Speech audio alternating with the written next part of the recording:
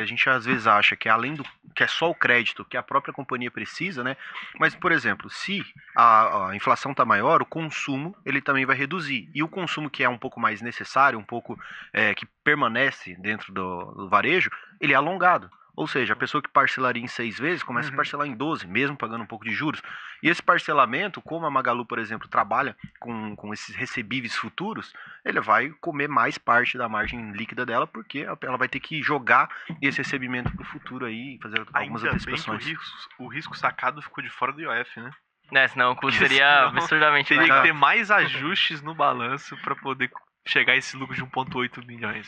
E hoje estamos aqui para falar principalmente dos resultados de empresas. Tivemos nessa semana e na última semana também vários resultados. A gente teve em Magalu com resultado que, de acordo com o Douglas, foi menor que uma padaria de esquina. Isso aí, o Douglas falando.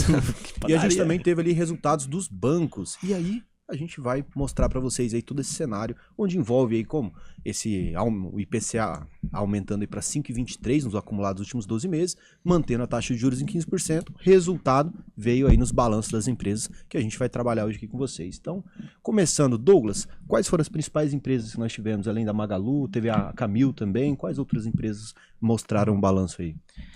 Bom, assim, a gente separou alguns exemplos para trazer para vocês de casa. Aqui na consultoria a gente não tem esse grande problema, que a gente trabalha com a maior parte das empresas são setores perenes, né? Principalmente setor financeiro, setor de utilidade pública, que envolve tanto saneamento como também energia elétrica.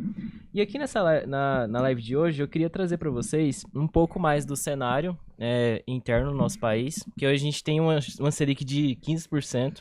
E a gente sabe que quando a gente está com uma Selic muito alta, como é desse momento, isso trava o crédito, isso encarece também o consumo, não só o consumo das famílias, até para as empresas mesmo fazer uma reposição do seu estoque, então isso também prejudicou um pouco. Então a gente vai bater um papo hoje em relação ao varejo, então eu peguei a Magazine Luiza e o GPA, que é o Grupo Pão de Açúcar, porque por mais que são de varejo, elas têm características diferentes. A Magazine Luiza é mais da linha branca, ou seja, eletrodoméstico, por exemplo. E o GPA geralmente é aquele supermercado mais de consumo mensal, ou seja, tem uma receita mais recorrente também em relação à Magazine Luiza. Outras empresas que a gente vai abordar hoje também é a Camil e vai ter a WEG, que também são setores da indústria, mas tem características diferentes. A Camil é um setor também que tem uma receita também recorrente, porque é venda de arroz, de açúcar, de macarrão, grãos, que é a parte de massas. A WEG já é da parte da indústria mais do B2B, porque geralmente ela oferta equipamentos também para a indústria. A gente também vai abordar também a parte do petróleo. Aqui eu queria colocar também uma visão mais externa. Do ponto de vista do nosso mercado interno, quando o petróleo Brent ele cai, você tem um impacto, você não tem um impacto tão forte na inflação, porque se o Brent sobe, você tem um impacto inflacionário, porque obviamente o petróleo ele é uma camada muito importante da economia doméstica, né? Por exemplo, se você tem um Brent a $100, não só o Brasil vai sofrer com a inflação alta, como também Estados Unidos, todo mundo vai sofrer com inflação alta. E depois desses setores, a gente tem o nosso queridíssimo setor financeiro, que se a gente for pegar todos os lucros até agora reportado, dos 3 maiores bancos que a gente tem hoje no nosso país, bancos privados, né? A gente tem o Itaú Unibanco, Santander e o Bradesco. Todos eles juntados deu 21 bilhões de lucro. Então aqui você já consegue perceber o quanto o setor financeiro nosso é bem resiliente. Nesse resultado agora, né? Sim, exatamente.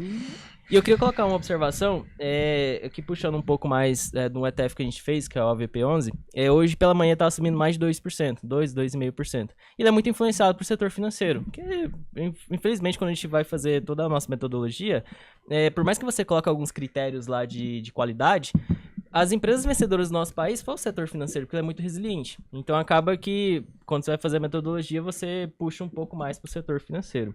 Então, aqui pegando um pouco aqui dos dados financeiros, eu queria, quando o Edson tinha falado no início do programa da Magazine Luiza... Cara, a Magalu teve 1,8 milhão no trimestre, cara. 1,8 milhão, assim, claro que é muito dinheiro, mas... Ajustado Magalu, pra quem? Pra Não ajustado, na verdade. Sem considerar a última linha ali no final. Não, exatamente. E se a gente for pegar, quando não tem um ajuste contábil... sem um ajuste contado, na verdade, que esse 1,8 foi com ajuste. Sem o ajuste, ficou um prejuízo de 24,4 milhões. E ele foi muito influenciado pela linha de provisão, que é o PDD. Porque a Magazine Luiza, ela vende os seus produtos, mas é a prazo. E quando você tá trabalhando com a prazo, é como se fosse mercado futuro. Você tem que fazer as provisões ali, porque senão, a hora você pode ter uma perda nessa parte das provisões. Porque ela tem uma carteira também de crédito importante no modelo de negócio dela. Ô Douglas, e aí, assim, sendo bem direto, o que impacta, né? A gente às vezes acha que além do que é só o crédito que a própria companhia precisa, né? Mas, por exemplo, se a inflação tá maior, o consumo ele também vai reduzir. E o consumo que é um pouco mais necessário, um pouco que permanece dentro do varejo, ele é alongado. Ou seja, a pessoa que parcelaria em 6 vezes começa a parcelar em 12, mesmo pagando um pouco de juros. E esse parcelamento, como a Magalu, por exemplo, trabalha com esses recebíveis futuros, ele vai comer mais parte da margem líquida dela, porque ela vai ter que jogar esse recebimento para o futuro aí, fazer algumas antecipações. Bem que o risco sacado ficou de fora do IOF, né? Senão o custo seria absurdamente Teria maior. que ter mais ajustes no balanço para poder chegar a esse lucro de 1,8 milhões. Mas essa resiliência de Magazine Luiza ainda é até bacana, porque se for pegar, principalmente regional, falando aqui da nossa região, a gente tem vários exemplos, talvez não seja da época do Douglas, que é mais jovem que a gente, mas Lojas MIG, lembra? Lojas MIG, lembro. setor de varejo. Ricardo Eletro. Ricardo Aqui, Eletro. Ponto Frio, Novo Mundo, Na verdade, Lojas MIG teve alguns problemas. existia e depois o Ricardo Eletro comprou a Lojas MIG. Isso, ele comprou a Lojas MIG, Não deu adiantou, segmento foi pro mesmo e saco. foi a mesma coisa, parcelamento, e a abordagem era sempre essa, de jogar o crédito alavancado. Só que o ciclo acaba corroborando ali, a pessoa vai perdendo o controle desse caixa, né? A Magazine Luiza tem a aposta do crédito no cartão e é uma solução muito boa, porque se você for olhar a margem de lucro do Magazine Luiza no cartão de crédito pessoal deles, é absurda. E aí eles abrem margem pro parcelamento em 36 vezes. Só que o lucro tá saindo aí, não diretamente do produto, entendeu? E ainda Ele tá trabalhando com crédito. existe também aquela venda do crédito, né? Isso. A pessoa mesmo cria aquela carteira, joga para um FDIC, ou seja, para outra pessoa para assumir aquele crédito em si. Então tudo gira em torno da Selic em 15%. Né? Exatamente, e pegando um pouco o que o Edson estava falando, também o Alan e também o Lucas, se a gente for pegar o lucro operacional, que é o EBITDA, que o EBITDA, assim, ele é importante, mas ele também, ele é um... Não que ele é um pouco falso, assim, ele é importante, que é como se fosse a medida de uma geração de caixa operacional, que vai lá depois no fluxo de caixa, que é o demonstrativo contábil. Só que ele é um lucro que, você pode ter um lucro forte operacional, só que depois, se você tem uma alta alavancagem, os juros da dívida vai pegar grande parte desse lucro operacional, porque o EBITDA é o lucro antes de juros, impostos, depreciação e amortização. A Magazine Luiza teve 726,7 milhões, teve uma alta de ano contra ano de 2,3%, e a margem EBITDA dela foi 8%. Se a gente for pegar as varejistas que trabalham no mesmo modelo de negócio que a Magazine Luiza tem, é uma margem EBITDA muito alta.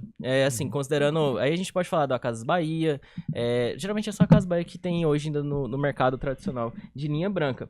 Então, assim, do ponto de vista operacional, veio um resultado interessante, mas quando você pega a alavancagem, quando você pega PDD, que aí são resultados não operacionais, que é mais a parte do resultado financeiro, aí vem muito negativo.